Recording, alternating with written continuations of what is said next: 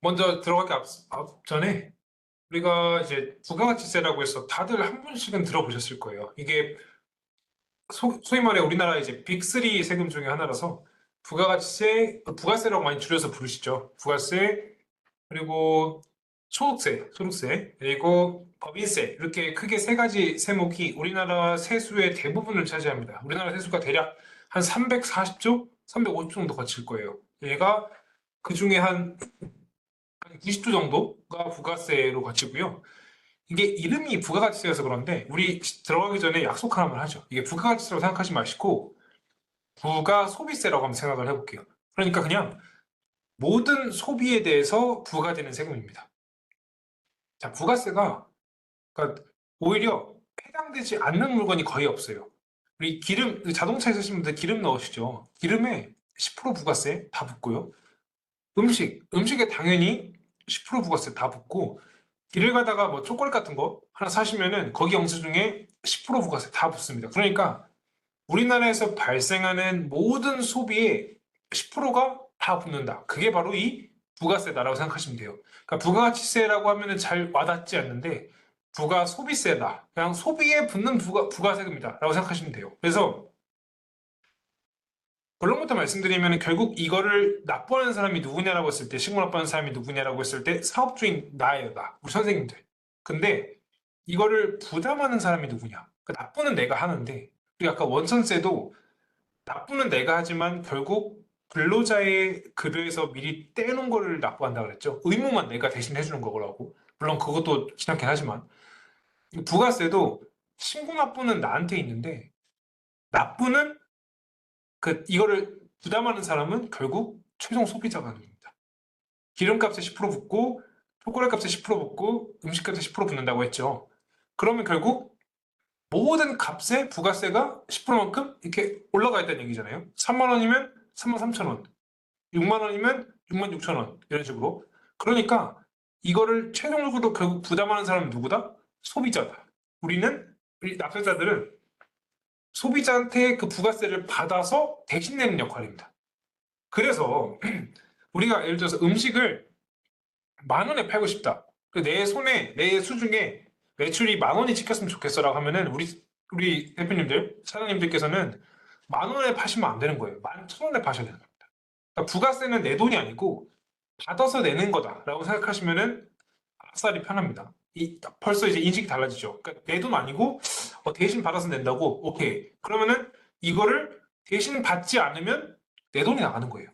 이걸 만 원짜리를 만 원을 받으면 내 매출은 9,099원이 되고 911원은 부가세로 내야 되는 겁니다.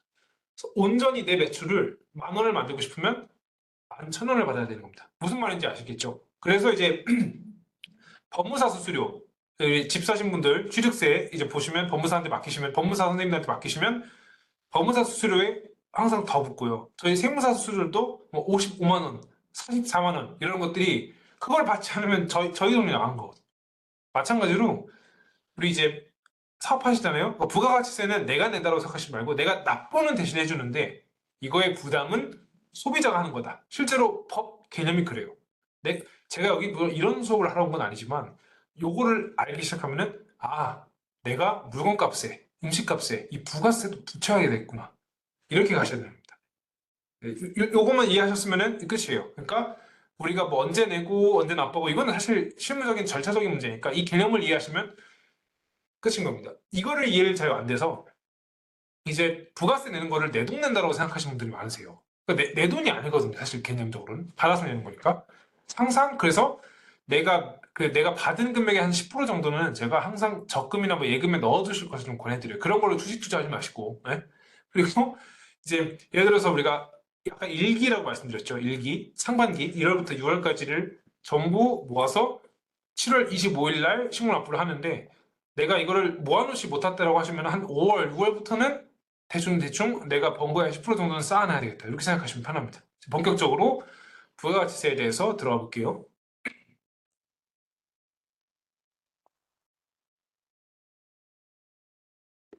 자, 부가가치세는 신고 납부기 간단합니다. 우리가 법인 사업자분들은 제가 없다라고 전제하고 말씀을 드릴 거고 만약에 본인께서 법인 사업자라고 하시면은 저한테 개인적으로 연락 주시면 제가 아주 상세히 안내해 드릴게요. 궁금하신 거 말씀하시면. 일반 과세자들은 이거 제가 나중에 뒤에서 일반 과세자와 간이 과세자, 면세 사업자의 차이를 말씀드릴 거예요. 일단은 그냥 들어주세요. 일반 과세자는 우리가 상반기, 하반기 나눈다고 했습니다. 상반기를 1기, 하반기를 2기 이렇게 말씀드렸어요. 상반기는 1월부터 6월까지로 해서 요거를 7월 25일까지 신고 납부를 해야 되고요.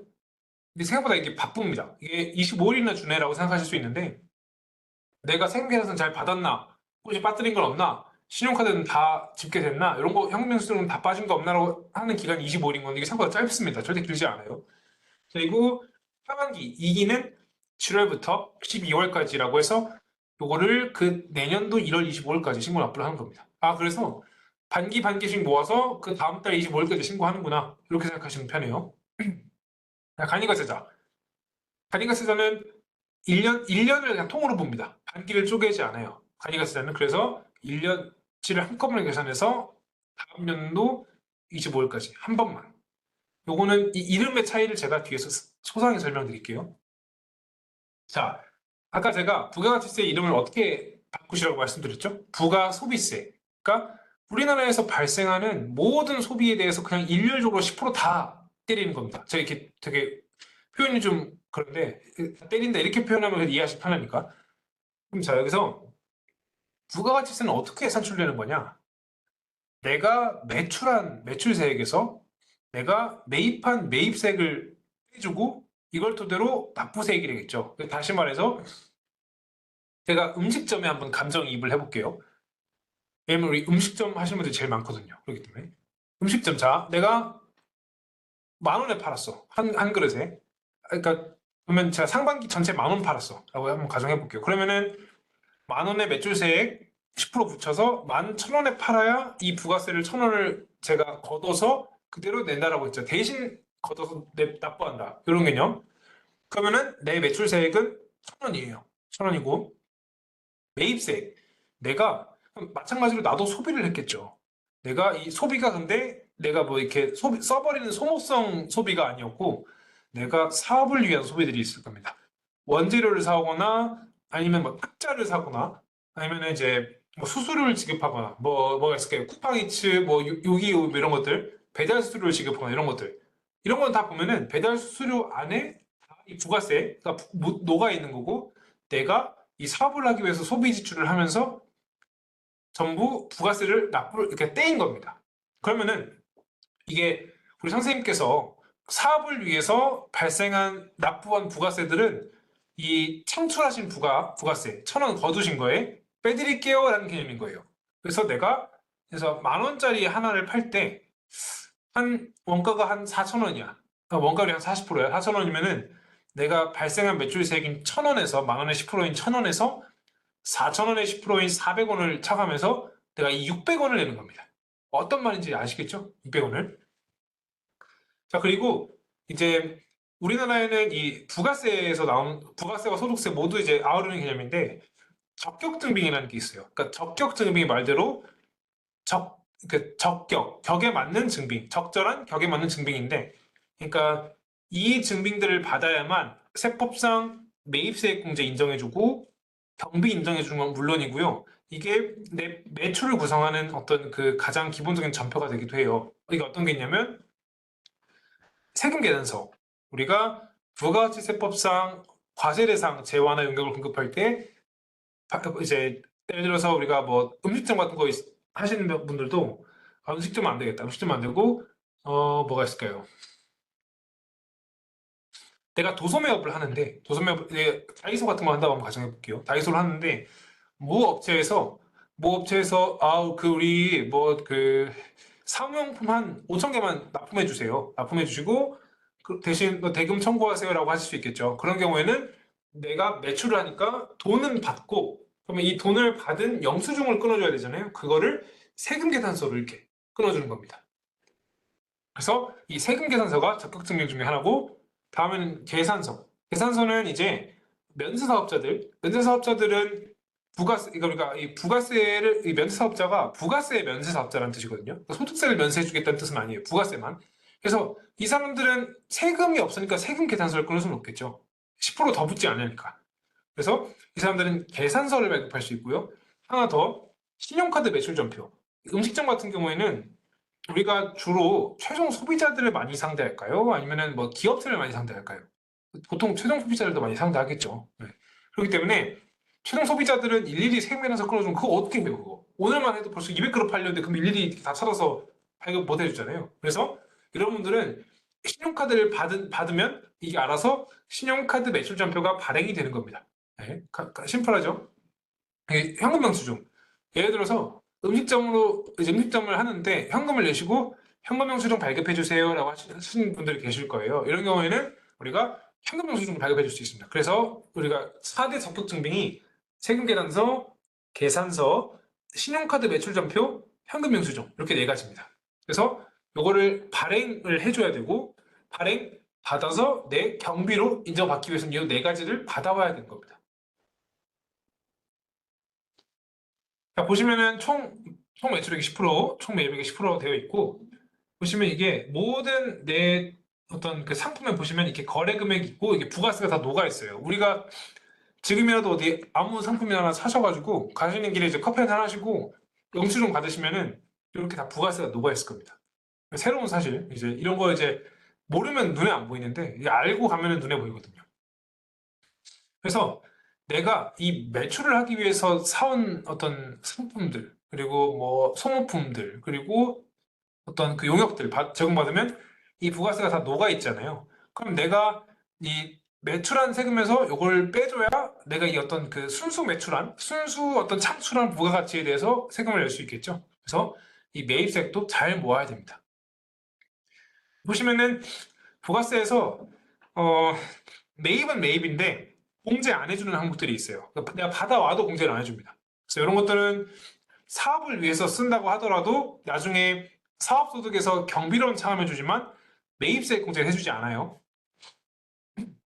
그러니까 부가세와 소득세가 사실 대체로 느낌은 비슷한데 그러니까 부가세나 소득세나 둘 다 매출의 범위는 거의 비슷해요.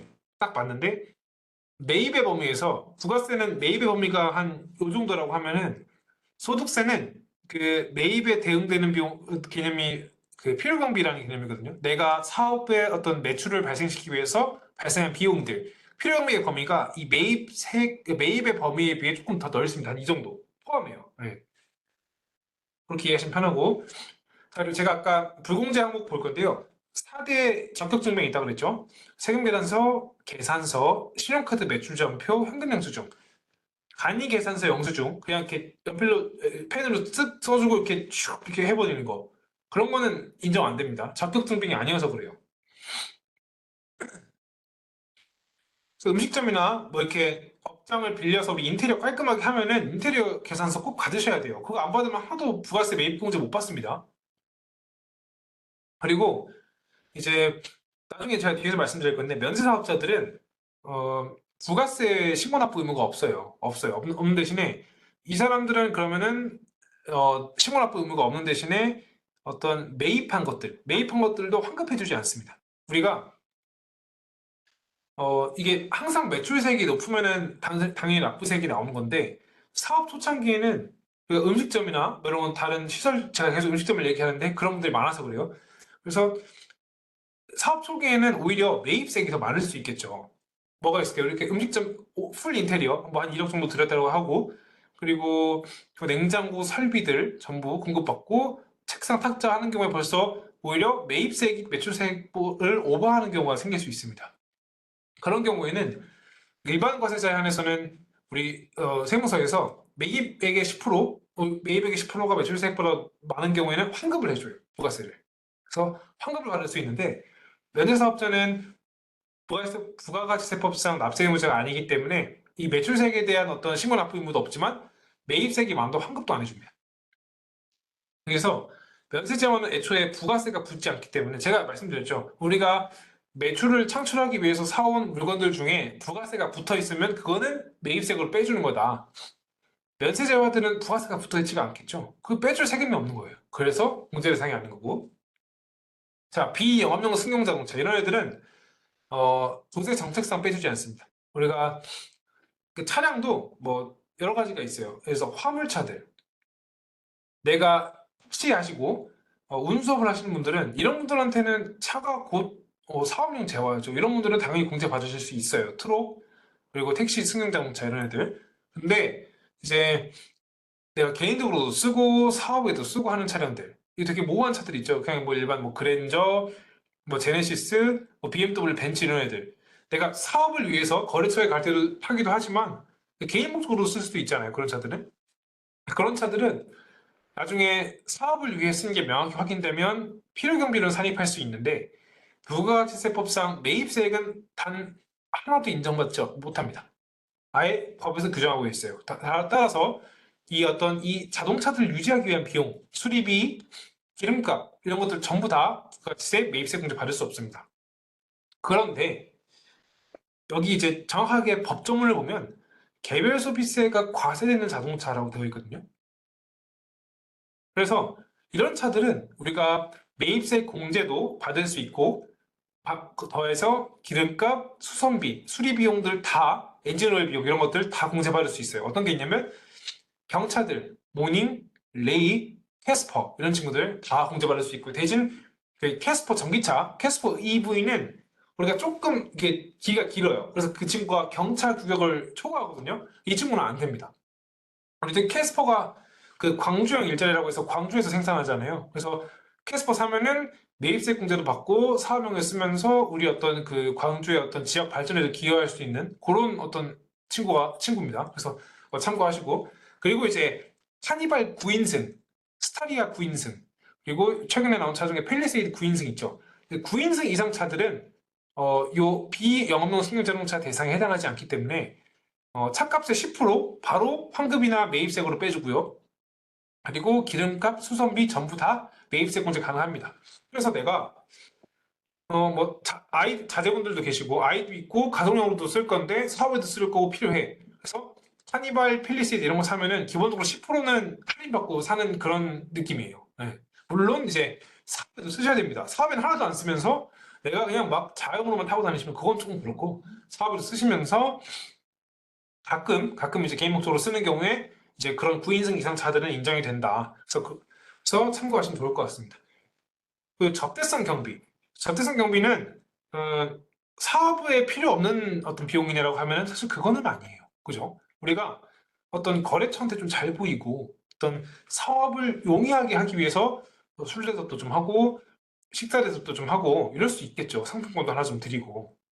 그래서 혹자는 어떤 이게 이제 학계에서는 접대비도 일정 부분은 부가세 매입세 공제를 인정해야 된다라는 비판이 있는데 어쨌든 지금 현재 우린 실무가 중요한 거잖아요. 근데 실무상은 접대 비용은 하나도 인정받을 수 없습니다. 예, 소비성 소모 지출이라고 해서 이런 걸 좀 지양하자. 이렇게 좀 뭔가 사치 향락 이런 거는 우리나라 정서상 좀 이렇게 안 좋게 보잖아요. 그래서 이거는 하나도 인정받을 수 없고 사적인 경비 이런 거 어떤 게 있냐면 우리 학원비 그리고 우리 아이 태권도 비용, 우리 아이 그리고 뭐 피부과 사모님들 피부과 가시는 거 이런 거는 사적인 경비들은 당연히 사업을 위한 것들이 아니니까 인정받을 수 없겠죠. 네. 제가 앞에서 제일 초장에 말씀드렸는데 부가가치세 연간 흐름 이제 다 아시겠죠? 일반 거래자들은 기본적으로 반씩 쪼갠다. 1월부터 6월, 7월부터 12월, 1월부터 6월은 전부 모아서 이 앞에 붙던 매출세액을 전부 모으고 매입세액도 전부 모아서 이거에 차감해갖고 7월 25일 날 바리바리 모아서 낸다 한 번. 그리고 7월부터 12월까지는 우리가 바리바리 모아서 내년도 1월 25일에 낸다. 여기 법인 같은 경우에 이렇게 분기로 낸다. 이 정도 알고 계시면 될 것 같고 그리고 이제 간이거래자 같은 경우에는 1년을 하나로 봐서 우리가 1년을 쪼개지 않아요. 1년을 하나로 봐서 그 다음 해 1월 25일 날 시군 납부한다. 이렇게 생각하시면 되겠습니다. 자, 요 개념 중요해요. 이건 조금 제가 설명을 드릴 건데 물 한 잔만 먹고 가겠습니다. 잠시만요.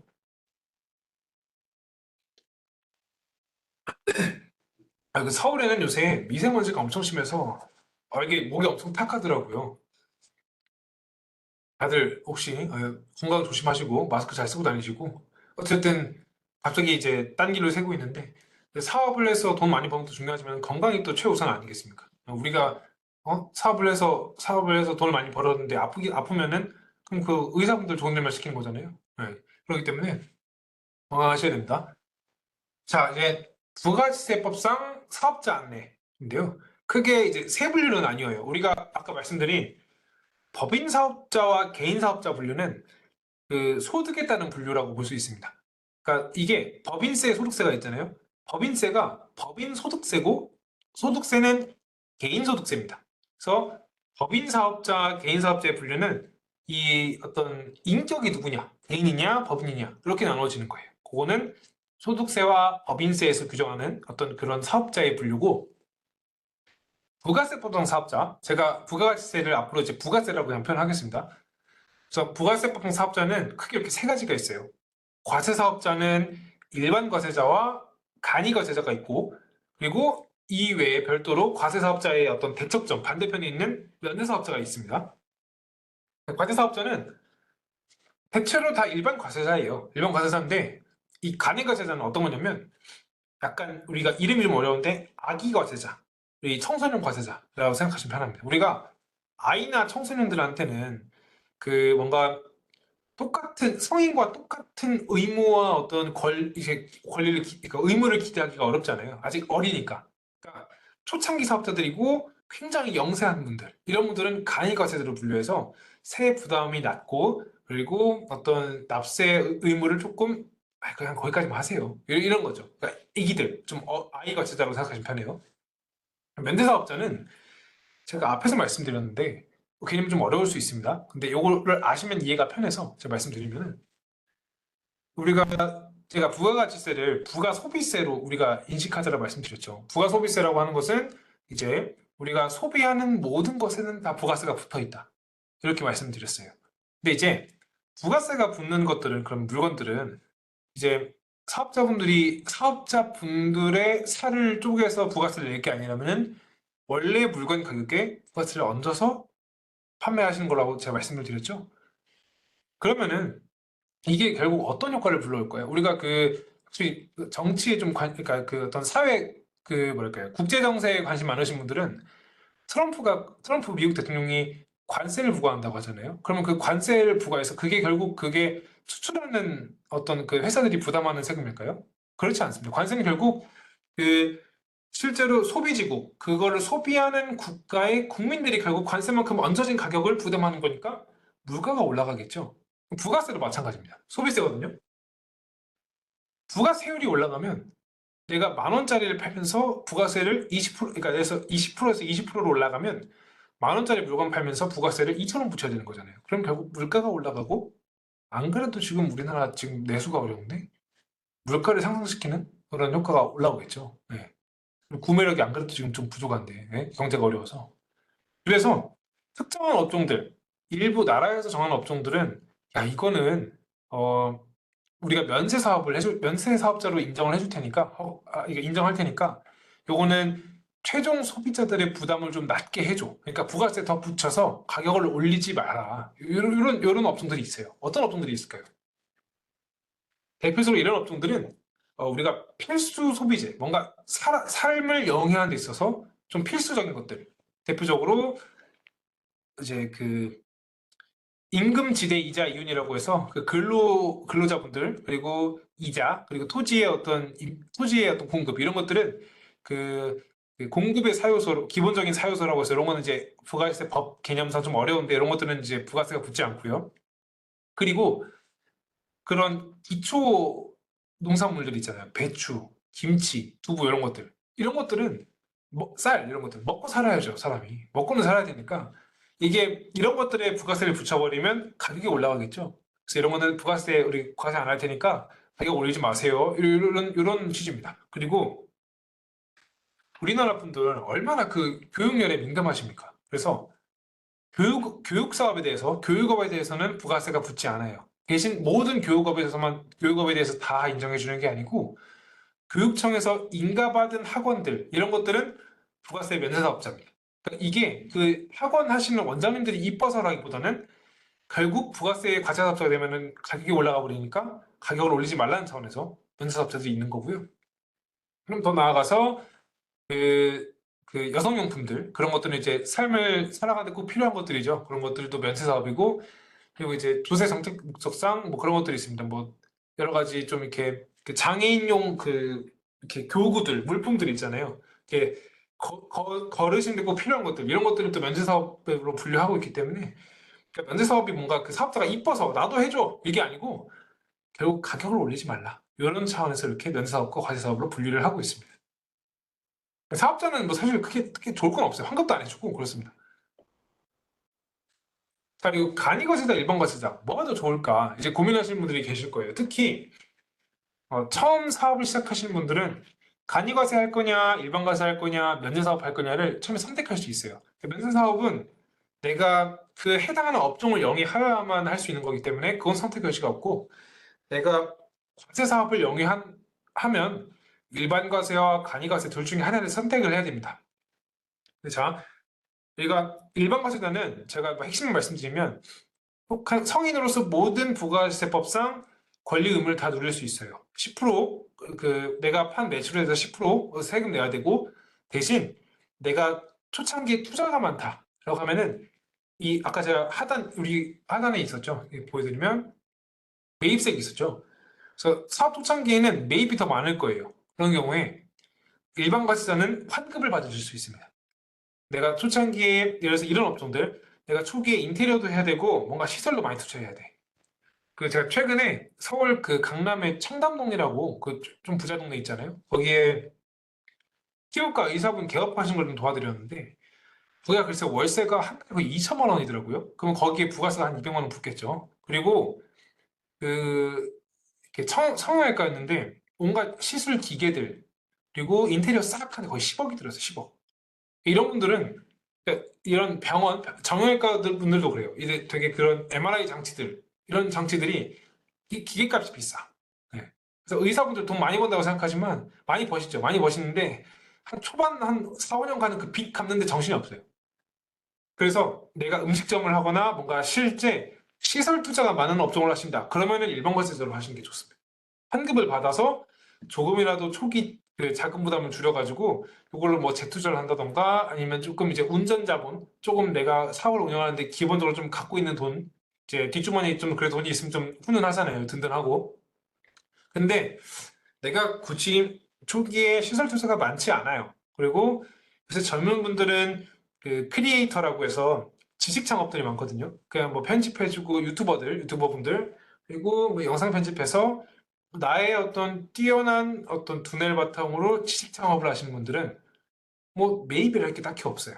그냥 내가 소모품 사는 거 그리고 그런 분들도 그래도 일하려면 컴퓨터는 있으니까 컴퓨터 사는 거 그리고 뭐 사무실 얻은 경우는 임차료 정도? 그게 다예요. 이런 분들은 이 매입세액이 없으니까 매출세액이 엄청 높게 느껴지겠죠. 그러니까 매출세액은 그대로인데 매입이 없으니까 이런 분들은 그냥 간이과세자로 가시는 게 편합니다.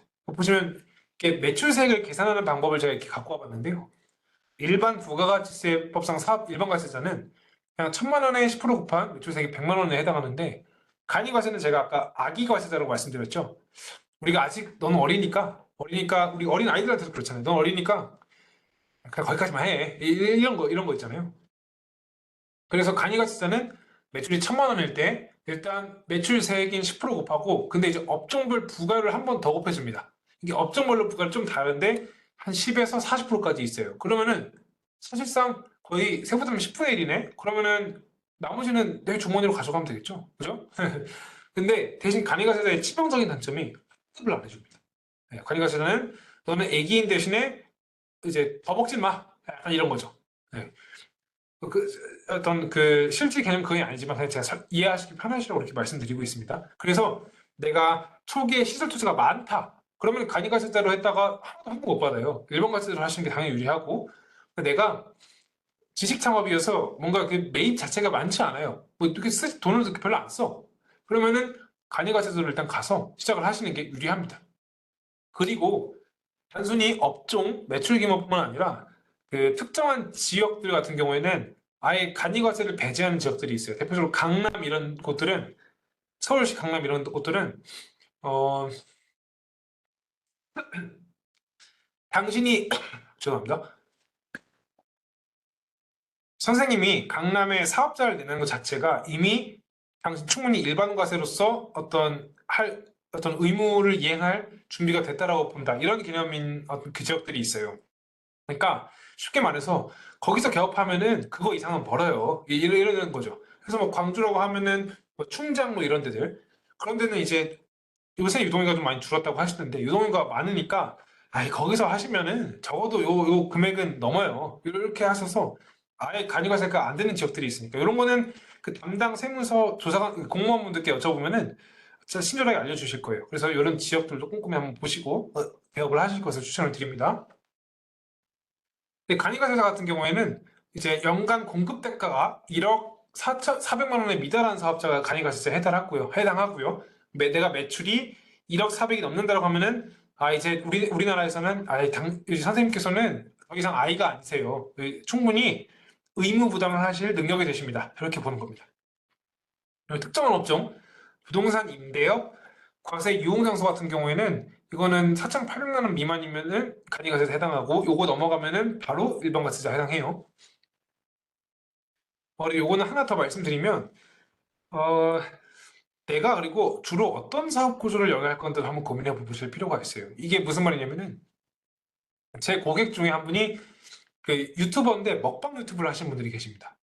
그래서 이분이 처음에 사업자를 낼 때 내가 일반과세를 할까요? 간이과세를 할까요? 고민을 많이 하시더라고요. 그래서 제가 장단점을 말씀드리고 간이과세로 시작을 하셨는데 어떤 게 문제냐면은 제가 그 사업 구조를 좀 고민하라고 말씀을 드렸잖아요.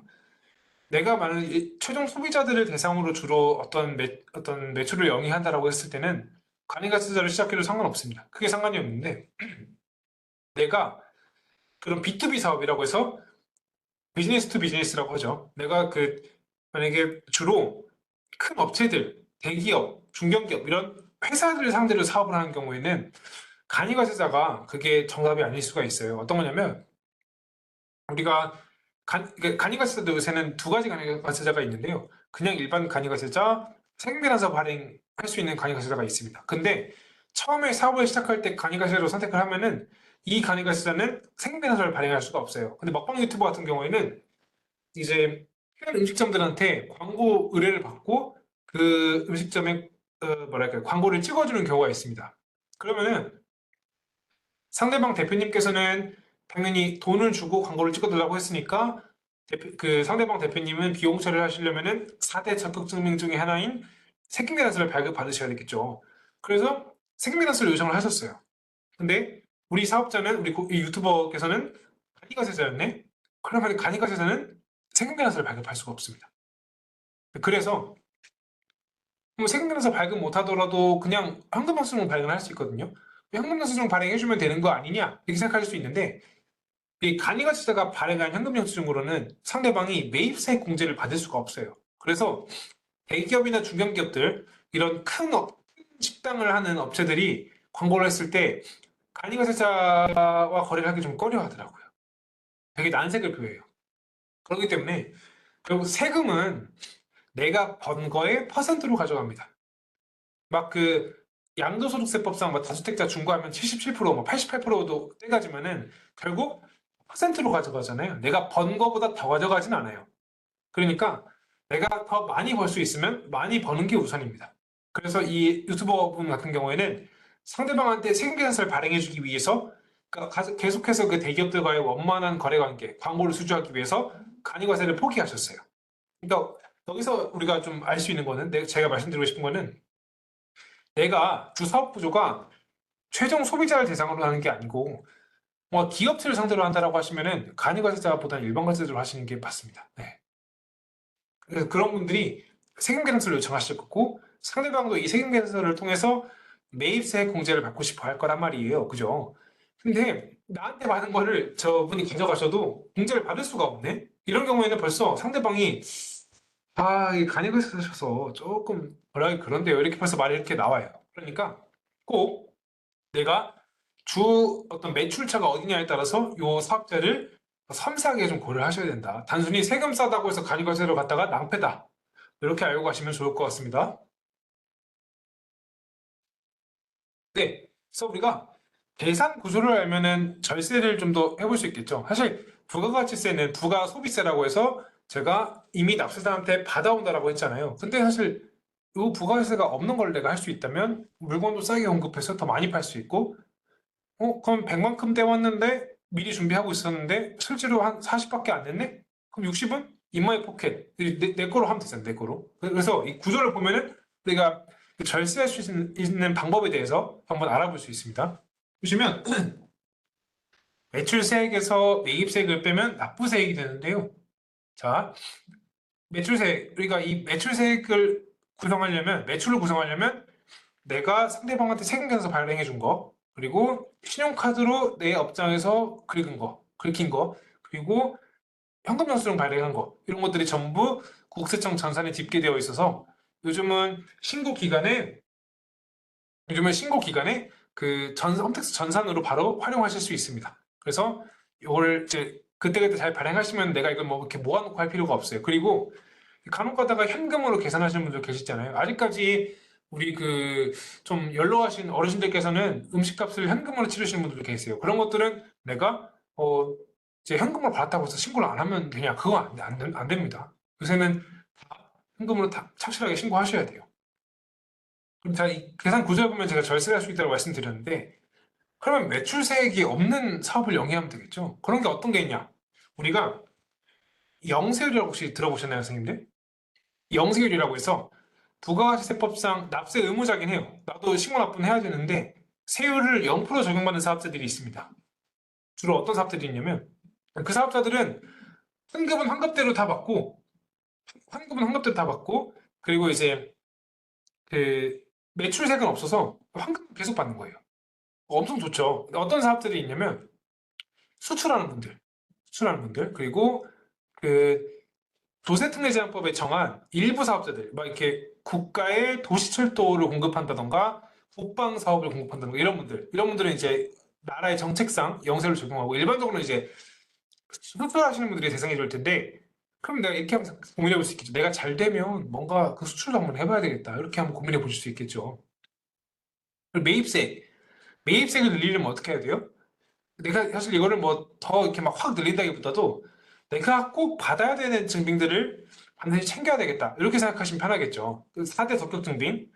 내가 사온 것들에 대한 생명면허서 꼭 받고, 생명면허서가 아니더라도 내가 카드로 긁은 것들은 그냥 아까 사업용 신용카드 등록 꼭 하셔야 되고, 그리고 현금 영수증 받고, 이런 식으로 이 증빙들을 받으면 매입세 공제를 받을 수 있어요. 그래서 좀 귀찮지만 꼭 그때그때 이 증빙들을 챙겨서 이 한 푼이라도 아끼면 그 내가 미리 떼어왔던 10에서 매입세액을 많이 할수록 납부세액이 줄어들잖아요. 그럼 조금 더 내 중간에 넣는 돈이 많아지는 거니까 매입세 꼭 잘 챙기시기를 말씀을 드리고 싶어요. 네, 그래서 증빙 발행과 무관하게 모든 매출액 신고하시라 이렇게 말씀드리는 거고, 보통 여기 이런 데 가시면 확인할 수 있어요. 보면 이제 조금 많이들 궁금해하시는 게 신용카드랑 현금영수증, 그리고 배달 어플 같은 경우에도 요새는 다 홈택스에서 확인이 가능해요. 홈택스에서 확인이 가능하다는 것은 세무서도 이 내역을 알고 있다는 거겠죠. 매출 제대로 신고 안 하면은 괜히 가산세 붙여서 신고 제대로 하세요 날라옵니다. 그래서 꼼꼼히 신고를 해야 되고, 대신 그런 건 있습니다. 이제 신용카드를 우리가 그 우리 업장에 있는 포스기로 확인할 수도 있고, 그리고 여신금융협회에 가시면 내 업장에서 매출한 게 얼마인지 확인할 수 있어요. 근데 이게 홈택스랑 약간 차이가 발생합니다. 이게 뭐 12월 31일 날 결제가 됐니 아니면 카드만 긁었니 따라서 약간 인식에 따라서 조금 시간 차이가 날 때가 있어요. 그래서 뭐 큰 차이는 아니고, 내 매출이 1억이더라고 했을 때 뭐 포스기는 9,999만 원, 뭐 여신금융협회는 9,998만 원, 홈택스는 뭐 1억 100, 요 정도 차이는 날 수 있어요. 그래서 약간의 차이가 날 수는 있지만 뭐 큰 차이가 아니면 세무서에서도 뭐 알고 계세요. 그래서 요 약간의 그 시점에 따른 매출 인식 시점에 따른 차이가 좀 발생하니까 이 정도는 차이가 발생하는 걸 알고 계시니까 너무 두려워하지 마시고 있는 그대로 신고하시면 됩니다. 네, 매입세액은 이런 증빙들 잘 챙겨 받으셔야 되고요. 세금계산서, 신용카드 매출전표, 이거는 따로 받으실 필요는 없고 그냥 신용카드 긁으시면 돼요. 네. 현금영수증은 꼭 잘 받으셔야 되겠죠. 그리고 현금영수증이 두 가지가 있어요. 하나는 소득공제용 현금영수증이 있고, 하나는 지출증빙용 현금영수증이 있습니다. 우리가 받아야 될 거는 사업주분들이 받으셔야 될 거는 지출증빙용 현금영수증이에요.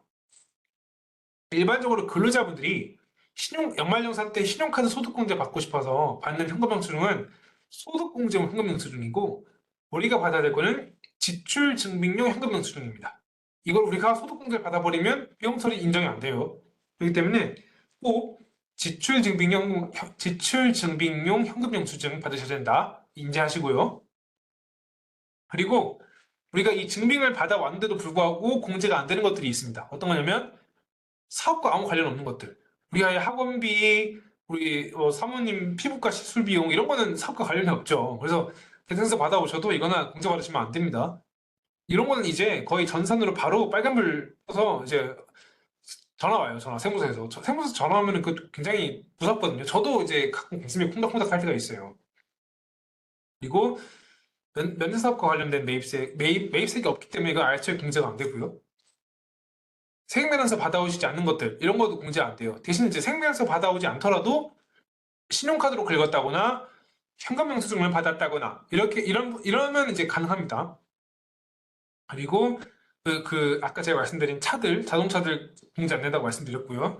접대 목적 이런 거 공제 안 됩니다. 그리고 등록 전 매입세액은 공제 안 된다고 되어 있는데, 보통 예를 들어서 우리가 4월에 사실상 지출이 시작이 됐는데 개업을 한 5월에 했어요. 그러면은 그 1월부터 6월까지에 대한 그 기회에 해당하는, 우리 일기라 그랬죠. 그 기회에 해당하는 매입세 공제는 요새 전부 해줍니다. 그래서 사실 그 증빙 받기 편하려면은 사업자 등록을 최대한 빨리 하고, 그리고 사업자 등록이 이제 받으면 사업자 등록증이 나오면 거기에 사업자 등록번호가 나와 있어요. 그러면은 거기에 나와 있는 사업자 등록번호 앞으로 증빙들을 차곡차곡 받으면 내가 환급을 받거나 할 확률이 높아지겠죠. 사업자 등록은 빠를수록 좋습니다. 네, 그리고 이거는 이제 앞으로 내가 생각해서 이렇게 생겼는데요. 이거는 이제 발행할 때 어떤 것들을 중점적으로 입력을 해야 되냐. 발행 받을 때. 그걸 좀 이제 말씀드리고 싶은데, 그러니까 결국 상대방의 사업자 등록증을 받으면 됩니다. 사실 내가 물건값을 지불하고 상대방한테 세금면에서 발급해 주세요라고 하면은 사업자 등록증 주면은 알아서 해줄 거고, 근데 문제는 우리가 이제 돈을 받고 세금면에서 발급을 해줘야 될 때잖아요. 그럼 상대방의 사업자 등록증을 받으시면은 대체로 오케이. 어떤 걸 먼저 볼 수 있느냐? 공급자의 사업자 등록번호. 이거는 내 사업자 번호니까 당연히 사업자 등록증 나한테 있으니 입력하면 되겠죠? 그리고 공급자의 상호, 내 상호. 우리 짱짱 김치찌개, 예, 그거. 공급받는 자의 등록번호. 이거는 상대방의 사업자 등록증을 받으면 거기에 기재가 되어 있습니다. 그래서 상대방의 사업자 등록증만 받으면 다 입력이 가능해요. 작성일자. 이 작성일자가 되게 중요한 게요. 우리가 1월부터 6월까지 발생했던, 그러니까 우리가 다음 달 10일 안에는 전자증명서를 발급해야 그 가산세를 물지 않아요. 생명연수를 제때 발행하지 않으면 이거를 막 인위적으로 조작해서 막 기술 조작해서 발행할 수 있겠죠. 그래서 우리나라는 생명연수가 제때 발행되지 않으면 가산세가 굉장히 부과를 하고 있습니다. 그렇기 때문에 작성일자를 꼭 지키시는 게 중요해요. 다음 달 10일 안쪽으로 내가 그래서 7월에 물건을 납품했으면 8월 10일 전까지는 발행하셔야 되는 겁니다. 공급가액 및 세액. 내가 예를 들어서 100만 원짜리 공급했으면 여기 공급 가액에 100만 원, 세액에 10만 원 입력하시면 되는 거예요. 이런 거는 기본적으로 내 사업자 번호, 사업자 등록증, 상대방의 사업자 등록증이 있으면 전부 다 크로스로 확인이 가능한 거니까 상대방 거 받으셔서 잘 발급하시면 되겠습니다. 네, 이거는 뭐 그냥 아까 사업용 신용카드 등록하시면은 이거 뭐 볼 필요도 없어요. 그냥 받으시면 되고, 요즘은 이거를 종이 영수증을 하나하나 모은다기보다는 내가 사업을 위해서 쓴 신용카드가 있다라고 한다면 그 카드사 그 콜센터에 전화하셔서 내가 부가세 신고해야 되는데 신용카드 내역 그 부가세 매입 자료 그거 엑셀로 주세요라고 하면 다 엑셀로 보내주세요. 이거는 요새는 사실 조금 동떨어진 얘기입니다. 많이 물어보시는 것들, 그러니까 모든 매출을 신고해야 되나요? 그거 사실 당연합니다. 그리고 그냥 현금 매출에 대해서 신고하지 않으려는 유인이 좀 있을 수 있어요. 당연히 사람이다 보니까. 근데 제가 우리나라 국세청이 전 세계적으로 굉장히 유명할 만큼 전산화가 고도화되어 있다고 했잖아요. 그러니까 내가 매출을 제대로 신고하지 않으면 내가 뭐 아무것도 살 수가 없습니다. 자산을 형성할 수가 없어요. 어떤 얘기냐면 요새는 국세청이 세무조사 대상자를 선정할 때 PCI 기법으로 선정을 하거든요. PCI가 뭐냐면 P가 자산을 뜻하는 property, 그리고 C가 consumption, 소비, I가 인컴이라고 해서 소득인데요. 그러니까 쉽게 말하면 이겁니다. 내가 광주에 뭐 유명한 아파트를 하나 살려고 해. 10억짜리 아파트가 하나 있어요. 근데 내가 한 10년간 신고된 소득이 3억밖에 없네? 그러면 7억이 비죠. 이 7억이 어디서 났나 세무서에서 한번 들여다볼 거예요. 그래서 대출 한 5억 정도 꼈어. 그러면 한 5억과 3억 있으니까 한 2억이 비죠. 이 2억을 이 사람은 편법 증여를 받았거나 매출 누락을 했겠구나 라고 해서 이런 식으로 세무조사가 시작됩니다. 그래서 내가 어떤 나중에 부동산 자산을 이룩한다던가 주식을 사고 싶다던가 차를 사고 싶다 이러면은 꼭 반드시 매출을 착실하게 신고하실 것을 권해요. 네. 비용을 빠지지 않게 잘 챙기는 게 중요하지 매출을 누락하는 방식으로의 어떤 세금 신고 이제 더 이상 현 시점에서는 진짜 어렵습니다. 그렇기 때문에 매출은 꼭 착실하게 신고하실 것을 제가 권해드리고요. 그리고 신용카드, 혁명수령 매출, 기타 매출 구분해서 신고하는 게 어떤 의미가 있나요? 우리가 그냥 현금 받은 거, 저 현금 받았어요라고 한 6만 원 현금 받았다고 제가 한번 가정해 볼게요. 그러면 내가 6만 원 현금 받았다고 가정하는 거에 비해서 내가 6만 원을 현금 영수증을 국세청을 상대로 자진해서 발행할 수 있거든요. 010-0000-1234라고 해서 이제 상세히 홈택스에 들어가면 안내가 되어 있는데 거기서 국세청을 상대로 이거를 자진해서 발행할 수가 있습니다. 그러면은 내가 발행한 매출만큼 공제를 해줘요. 부가세에서. 음식점은 최대 2.6% 가는 거고, 그래서 내가 한 매출이 1억이라고 하면은 260만 원 되겠죠? 이게 공제가 생각보다 큽니다. 그렇기 때문에 내가 그냥 생 현금 받아서 그냥 현금으로 신고하는 것보다는 현금 영수증을 발행해서 현금 영수증 매출을 신고하는 게 내가 이런 공제도 받을 수 있다. 이거 좀 알아두시면 좋을 것 같아요. 웬만하면 자신해서 발행하는 걸로.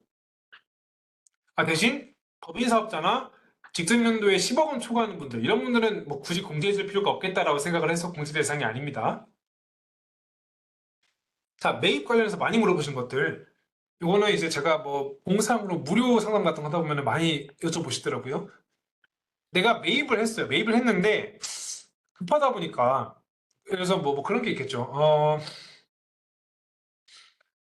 뭐가 있을까요? 그래서 그 착불로 뭔가 물건을 시켰어. 근데 지금 대표님 안 계시네. 법인카드를, 이 사업용 카드를 놓고 가지 않으셨어요. 그러면은 직원분이 급한 대로 자기 카드로 긁고, 그리고 그 비용을 회사에 청구할 수 있겠죠. 이런 경우, 이것도 사업을 위해서 쓰는 병비인데, 인정해드리겠다. 이런 내용입니다. 그래서 그 직원분이 쓴 카드를 제출하시면은 우리가 매입세 공제 가능하고, 그리고 그 사업의 어떤 소득세 경비로도 인정이 가능해요. 대신 접대비는 안 돼요. 어떤 게 있냐면, 접대하시러 갈 때는 벌써 옷부터 제대로 입고 뭔가 마음에 어떤 경건하게 하고 가잖아요. 그래서 다른 사람 카드로 하지 말고 사업용 카드로 꼭 하시라 이런 내용입니다. 그리고 이제 사업용 신용카드 등록하시면은 홈택스에 자동으로 전산이 불러와진다고 했죠. 그러니까 여기에 보시면 그 우측 상단에 공제 불공제 여부가 이렇게 쭉 나와 있어요. 그래서 보통 국세청에서는 그거를 이제 그 수납장 그리고 시간 등을 일괄적인 기준으로 해서 이제 불공제로 반영한 걸 수도 있어요. 근데 이제 일반적으로 다른 사람들이 불공제로 쓴다고 하더라도 나는 진짜 억울해. 나는 사업용으로 이걸 쓴 거야. 라고 할 수 있겠죠. 그러면은 선생님께서 공제로 변경하시면 되는 겁니다. 이게 무슨 무조건 불공제로 써져 있어서 불공제로 이렇게 당신을 신고하셔야 돼요가 아니고 일반적으로 빅데이터에 의해서 이거는 다 불공제 영역으로 쓰시더라라고 해서 분류를 하는 거고 그럼에도 불구하고 나는 공제용으로 쓸 수도 있잖아요. 그러면은 공제로 분류를 바꿔서 신고하시면은 가능합니다. 그리고 자주 하는 질문 진짜 간이 영수증 우리가 그냥 이렇게 영수증 쓰고 펜으로 이렇게 뭐 배추 열단 슉 이렇게 하는 경우 있잖아요. 이거는 자격증빙이 아니기 때문에 이거는 부가세 공제를 못 받아요. 부가세 공제는 빅4, 빅3 세금계산서 신용카드 그리고 현금영수증 이렇게만 된다고 제가 누차 말씀드리고 있습니다. 꼭 받으셔야 돼요. 그리고 세금계산서는 없는데 상대방이 인테리어 해주면서 계산서 싫대. 그래서 내가 이체를 해줬어요. 이체해줬고 견적서는 있습니다. 이런 경우에 비용 인정되나요? 이런 거는 우리가 적격증빙이 아니라고 했죠. 적격증빙이 아니면 부가세는 공제 못 받아요. 그래서 꼭 세금에서 받으셔야 되는 겁니다. 근데 이거를 사업을 위한 경비료까지 인정을 못 받으면 너무 억울하잖아요. 그렇기 때문에 이거를 종합소득세 신고할 때는 내가 실제로 내 사업용 계좌에서 나는 게 확인되면 비용으로 인정받을 수 있는데, 대신 이 지출한 금액의 2% 정도는 가산세로 부과돼요. 내가 인테리어한테 1억이 들었으면은 200만 원 가산세를 내야 돼요. 그러니까 꼭 우리가 목돈에 나갈 때는 반드시 계산서나 세금계산서 꼭 받으셔야 됩니다. 자, 올해까지 난 간이가제자예요. 그러면은 어차피 세금 조금 내니까 저는 그 증빙 받을 필요 없네요. 귀찮아요. 이런 분들이 계신데, 우리가 자, 부가세 처음 보시면, 제가 소득세부터 보여드릴게요. 자, 소득세 보시면, 그러니까 소득세를 구성하는, 그러니까 소득세 그 수입 금액과 부가세 매출이 거의 흡사하다고 그랬죠. 그리고 부가세 매입은 이 정도인데, 소득세의 어떤 필요경비, 대금의 필요경비라는 개념은 조금 더 넓어요. 우리가 부가세 신고를 위해서 받아놓은 그런 지출 증빙들, 세금면허서, 신용카드, 현금영수증들이 결국 이 소득세 계산할 때, 내가 얼마 벌었냐를 계산할 때 그거의 어떤 정비 인정의 근간, 기초가 됩니다. 그러니까 그 증빙을 받으면 단순히 부가세 공제뿐만 아니라 종합소득세 경비도 당연히 인정이 되는 거예요. 무슨 말인지 아시겠죠? 그러니까 이 지출 증빙들을 꼭 받아야 되는 겁니다. 이 간이가세자라고 해서 대충 받거나 안 받으면은 내가 소득세 공제할 때 증빙이 없으니까 가산세 2%씩 붙여서 이 신고하는 수밖에 없어요. 그러니까 증빙은 꼭 받으셔라, 이렇게 말씀드리고 싶습니다. 네, 그리고 이게 말씀드린 것처럼 종합소득세 계산은 이 간이가세자와 일반가세자 구분은 단순히 이 부가세법상 구분일 뿐이에요. 소득세는 누구나 공평하게 번 거에 대해서 내야 되는 겁니다. 그렇기 때문에 우리가 아이라고 해서 음식점에서 밥 먹었다고 밥값 안 내는 거 아니잖아요. 그래서 소득세는 본인이 먹은 거, 본인이 번 거에 대해서 다 정직하게 내야 되기 때문에, 보시면 종합소득세 계산은 간이 일반 구분이 없기 때문에 증빙을 받지 않은 비용은 인정받기 어려울 뿐더러 인정받으려면 가산세 붙어요. 그렇기 때문에 그냥 어차피 우리가 흔히 말해서 이제 일석이조라고 하잖아요. 부가세 공제를 받고 종합소득세 그냥 그대로 경비로도 인정받으려면은 이 빅3 신용카드 공제, 그 세금면허서, 그리고 신용카드 형용수증 꼭 받으셔라. 제가 진짜 한 10번 정도 말씀드리고 있습니다. 꼭 받으세요.